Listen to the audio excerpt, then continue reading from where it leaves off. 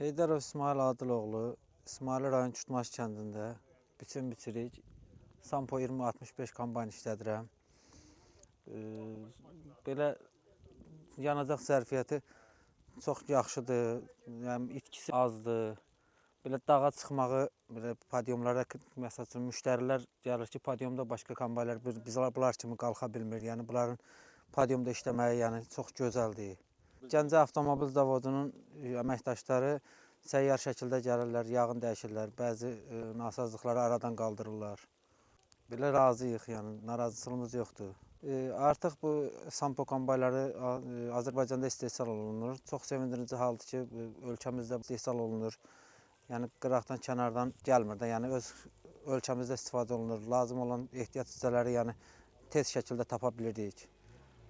Bəzi texnikalar var ki, ehtiyat hissəsini tapa bilmirlər. Ну, сегодня вот в Азербайджане я сам лично убедился, что и в гору, и с горы комбайны Сампо работают безупречно.